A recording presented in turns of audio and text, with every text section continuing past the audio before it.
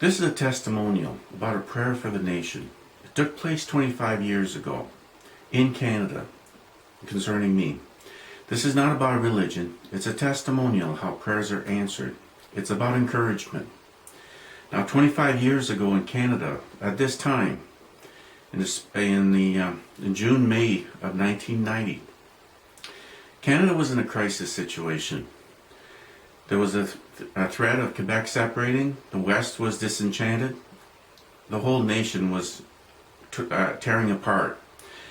The first ministers of all the provinces and the Prime Minister got together for a Meech Lake meeting to try and salvage the country, to try and restore some balance, to make compromises, try and bring about solutions that all the provinces could agree to. It was called the Meech Lake meetings. It was such a crisis situation that the churches, all the churches of all denominations, had gotten together for a prayer for the nation. A march that went through the city of Ottawa and culminated on Parliament Hill. I was part of that march, and I was at Parliament Hill. Now, while there, one of the things I noticed was the new gargoyles on the Peace Tower. What are gargoyles? Well, they're basically stone drain spouts dressed up as to look like demons or monsters, so to speak, on the four corners of the Peace Tower. And why is that relevant? Well, at the time, for the previous 3 or 4 months, the media had the gargoyles all over the news. It was front page. The nation's falling apart, that's page 6. The gargoyles was front page.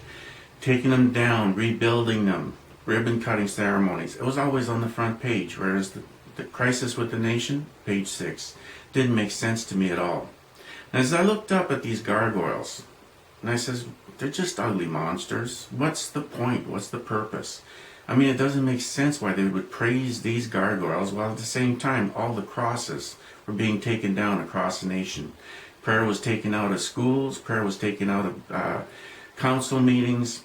At the same time, any words of encouragement or uplifting words that were etched in stones were being removed from monuments if they were biblical in any way, shape, or form. Danger scenes were no longer allowed. It didn't make sense that all these things were happening at the same time that gargoyles were being praised. But as I looked at the end of the day and everybody started heading home after the prayer for the nation, I looked up at the gargoyles and I said, Lord, this doesn't make any sense to me. Well, what can I do about it? I'm just a security guard. Business wasn't doing too well, and I was getting my primary income as a commissionaire, replacing other commissionaires that were going away on vacation.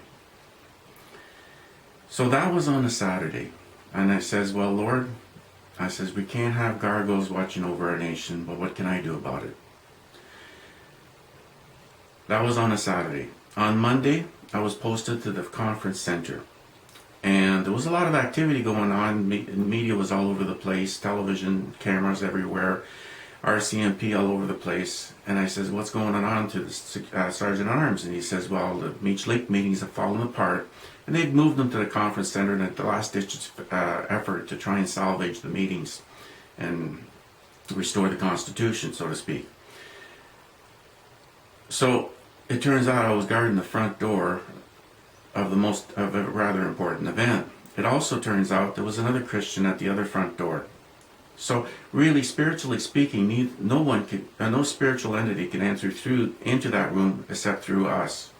Physically also.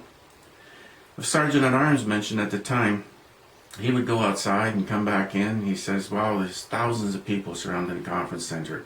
There's a lot of anxiety, fear, anger, but at the same time there was no violence. No violence at all. He says the same thing when he went into the meetings with the first ministers and the Prime Minister. He says they were just trying desperately to try and come up with a compromise, a solution. He says there was no foul language, no raising of voices, no anger of any kind. It was very peaceful. He couldn't believe it. He didn't understand it. Needless to say, in the end, it turned out that they decided not to decide. Media at the time says it didn't matter anyways, because under the new Constitution, the Supreme Court has all the power in our nation. So the Bible tells us to pray for the leaders of our nation, so I prayed for the Supreme Court. And lo and behold, when the 2 weeks at the conference center were up, where was I sent to? To the Supreme Court. I was made Sergeant at Arms at the Supreme Court because I was replacing the Sergeant at Arms at the Supreme Court. I was also at the Supreme Court at the time that Judge Dixon had just retired, and they were selecting a new judge, a permanent position that turned out to last 10 years. At the time that I was there, they were making a selection for the new judge. Needless to say, it was a pretty impressive time. After my 2 weeks at the Supreme Court as Sergeant at Arms, I was sent to directly in front of the Parliament buildings. It is there that I took this picture, part of the Parliament buildings. A rather gothic picture, as you can see. And most importantly, it was taken at night. As a matter of fact, if you look at the clock, it was 10 o'clock at night. It was a summer solstice. I believe it was on June the 21st, around that time.